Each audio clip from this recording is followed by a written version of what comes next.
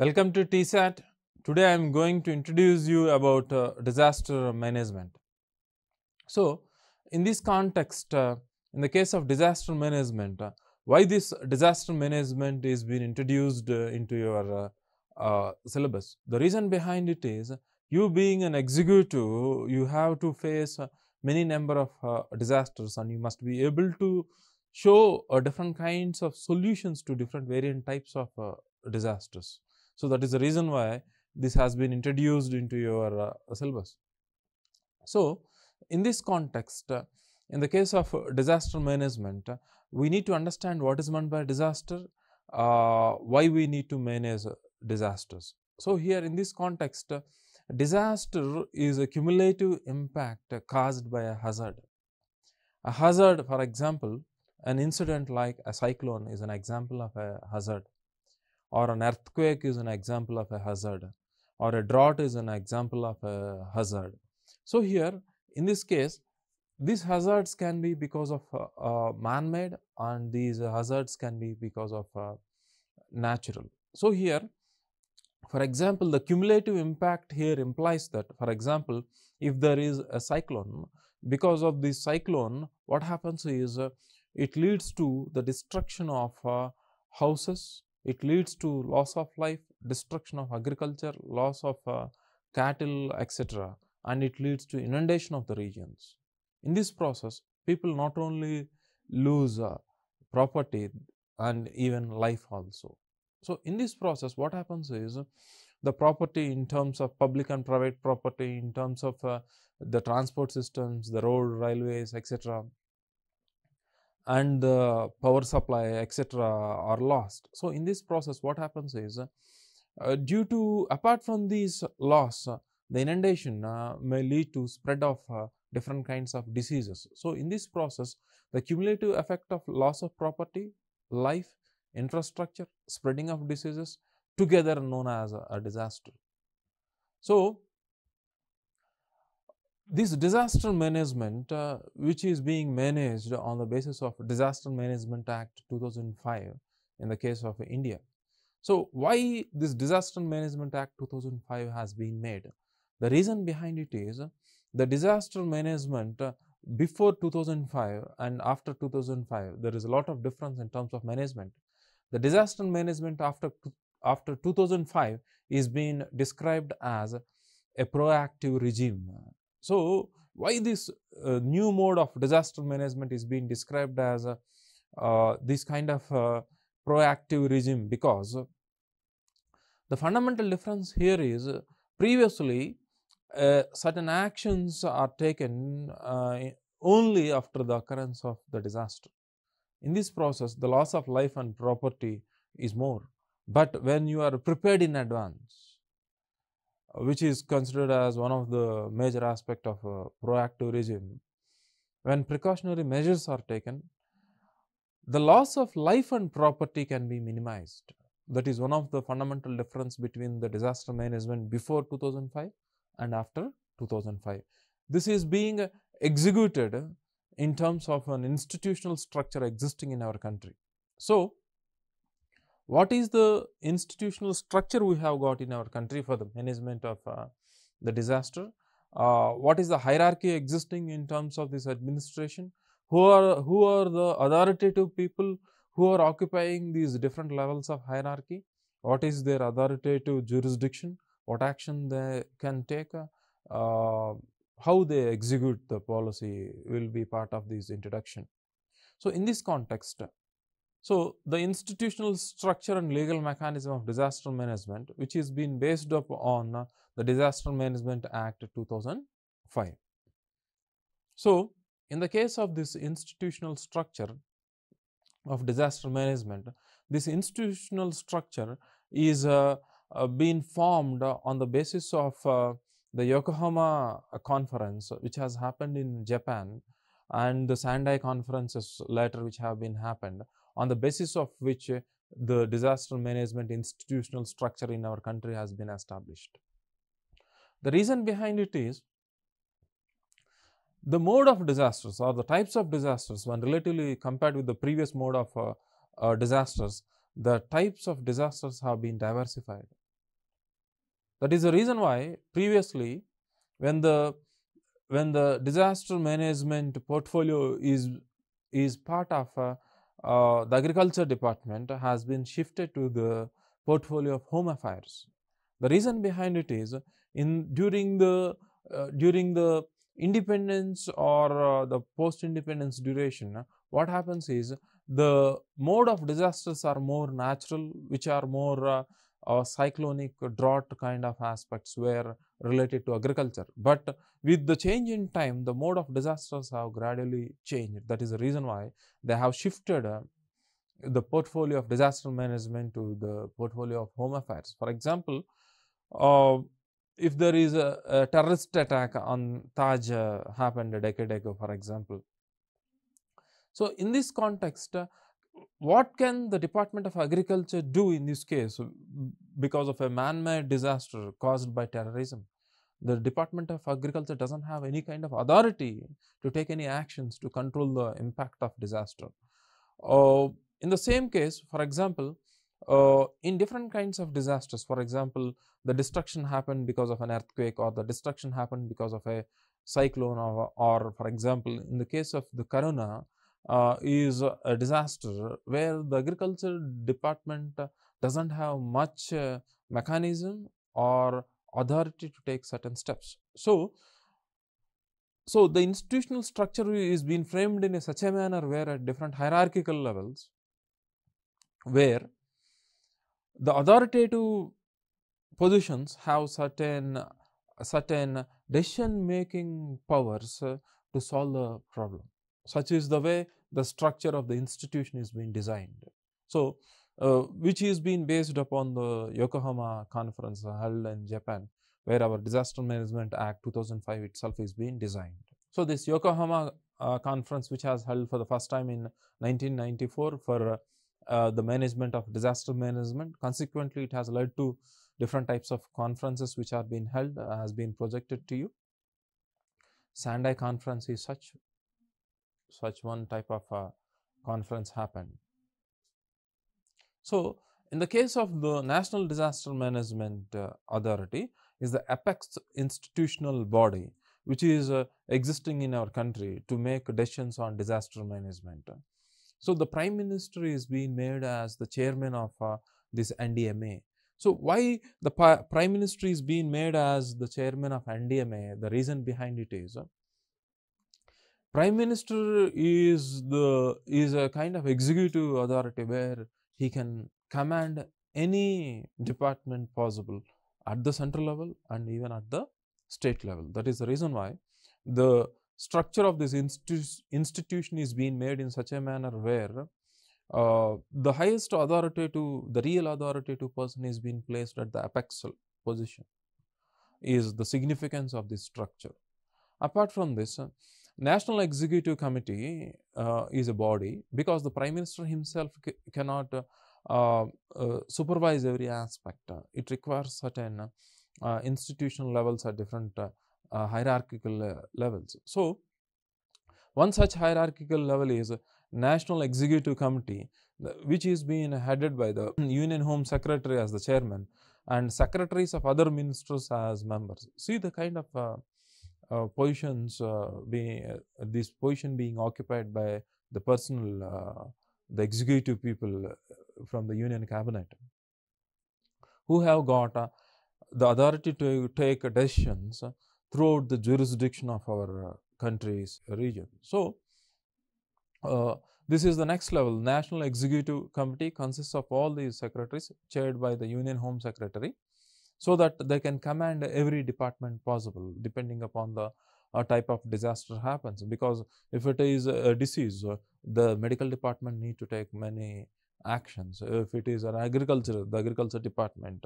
If it is a terrorist attack, the Union Home Minister. So in this case, because of this reason, the members who are responsible to these respective portfolios in terms of secretaries are being made part of this institution at this level. Next constitutes of National Crisis Management Committee headed by Cabinet Secretary, and that is where the Cabinet Secretary's authority is so broad, where he can command many different types of departments, National Disaster Rescue Force (NDRF), who are prepositioned. So here this National Disaster Rescue Force are recruited specially for disaster management, who have been trained to act accordingly on the basis of the type of the disaster happens. The reason behind it is, depending upon the type of disaster, the type of mitigative measures or actions need to be taken varies. For example, the actions or the mitigative measures need to be taken in the case of an earthquake or a cyclone or a pandemic like corona are not the same. So unless and until the personnel are being trained, they will not be aware of actions need to be taken to mitigate. So that is the reason why these personnel are being trained. But the problem is, the personnel essential to manage a disaster in terms of the number cannot be managed because of the financial limit we have got. That is the reason why limited people have been trained, and they have been divided into 8 battalions who have been pre-positioned at different locations of our country, so that the time consumed for these people who have been trying to travel to that location where the disaster has happened must be minimum.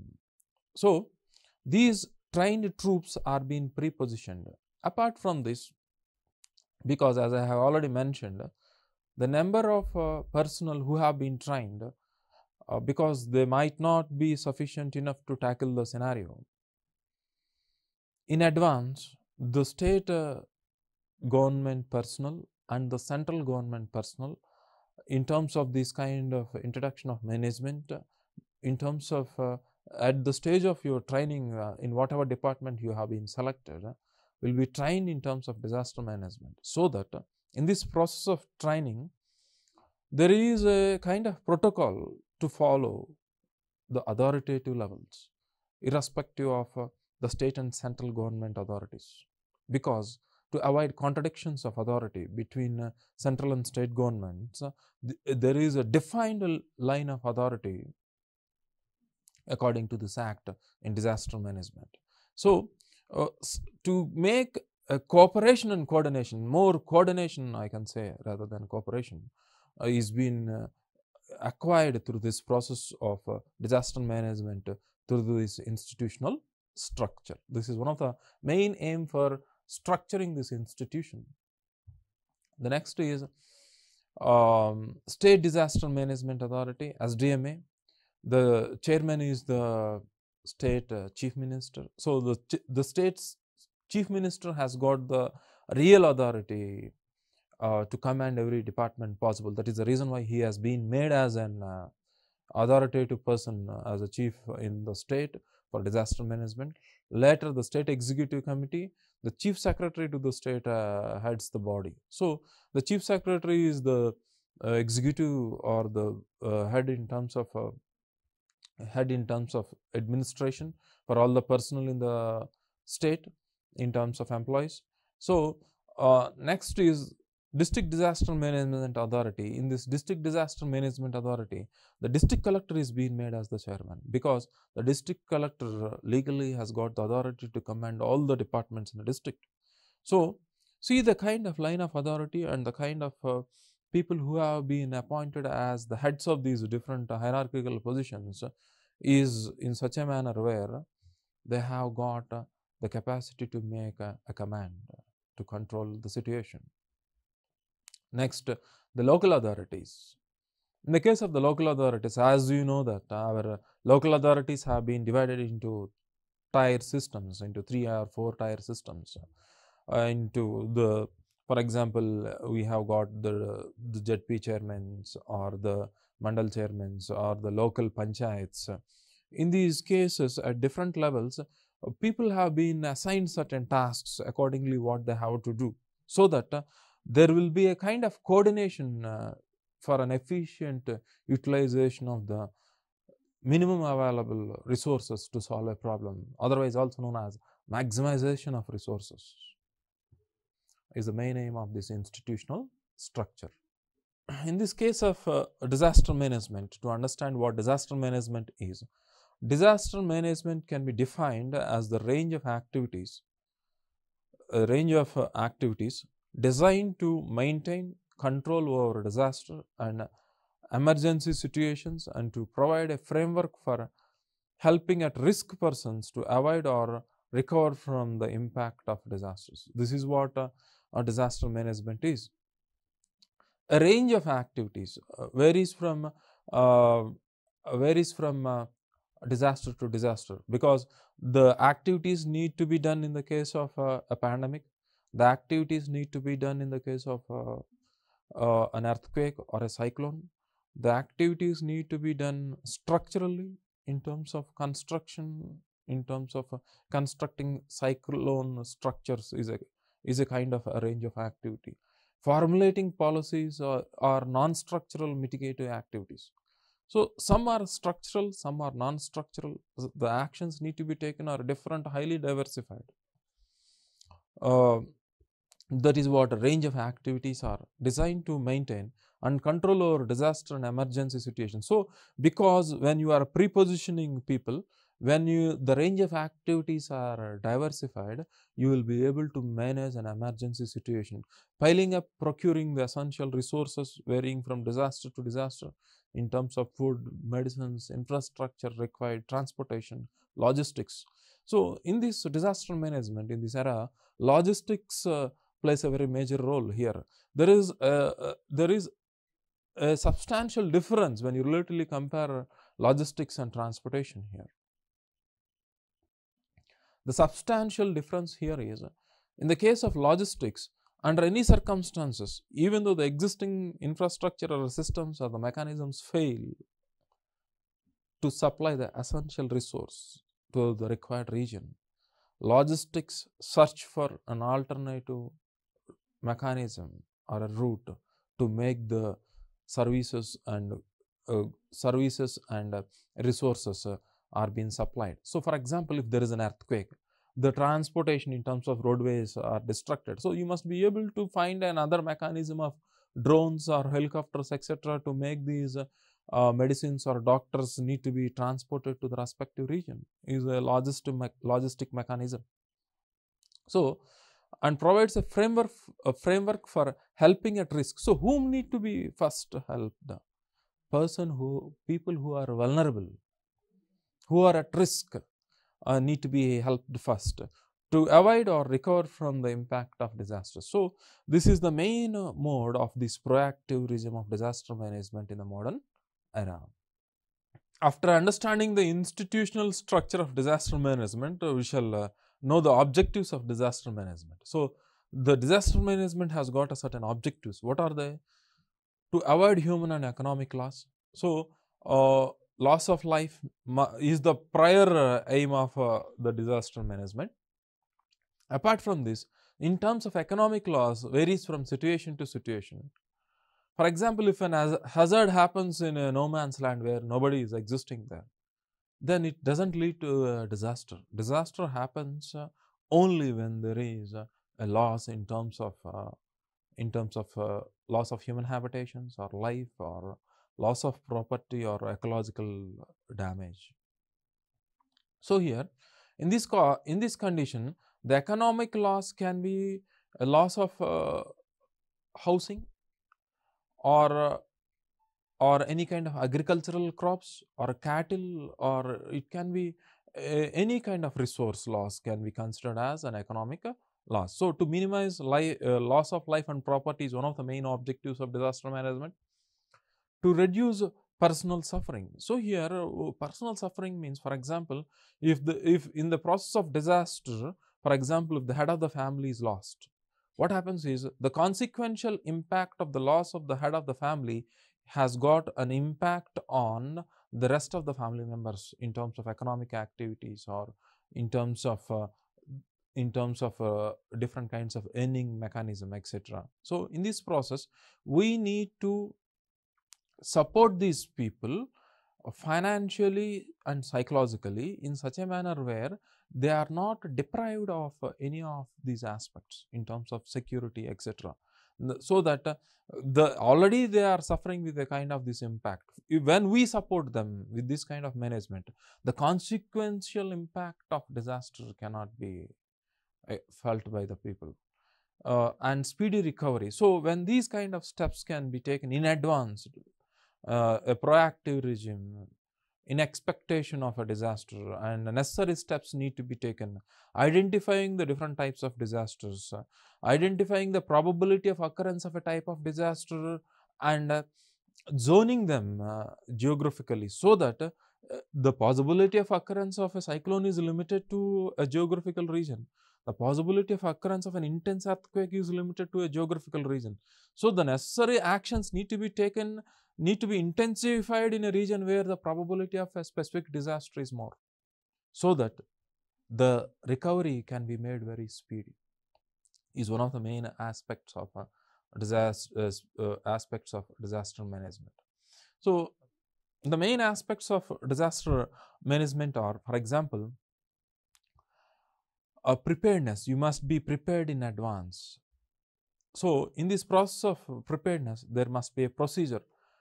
The procedure need to be followed before the occurrence of a cyclone and after the occurrence of a cyclone. The procedure need to be followed after the occurrence of an earthquake or a pandemic. So stockpiling in terms of essential resource, for example, stockpiling of medicines, vaccines, food, infrastructure, transportation system, etc., fuel. These are all different aspects which you need to stockpile in advance. Awareness. People must be made aware of all these types of disasters. When do they happen? What are the precautionary measures need to be taken to avoid these kind of disasters? Increasing the knowledge about the disaster is awareness. Logistic planning, which I have discussed with you and I have given an example, and communication. So communications plays a very major role. When you have been informed in advance, the amount of time available to escape from the disaster plays a very major role in terms of loss.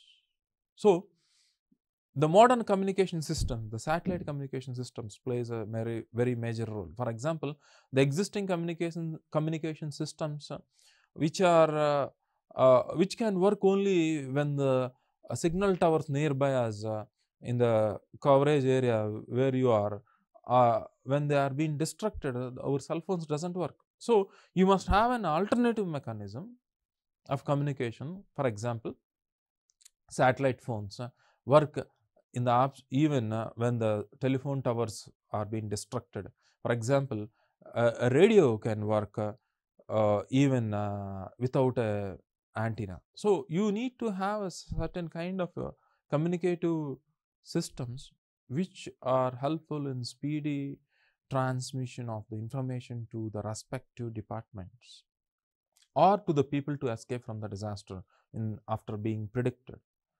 So communication plays a very major role in this context. Prediction and warning. So in this disaster management, predicting the disaster with certain technologies. For example, we have developed a bio-buoyant system to predict the approach of a tsunami. Is a predict mechanism. So apart from this, for example, the prediction of a cyclone can be predicted. The prediction of the attack of a terrorist with the help of the intelligence department. So the prediction varies from scenario to scenario. For example, we are predicting the another wave of corona.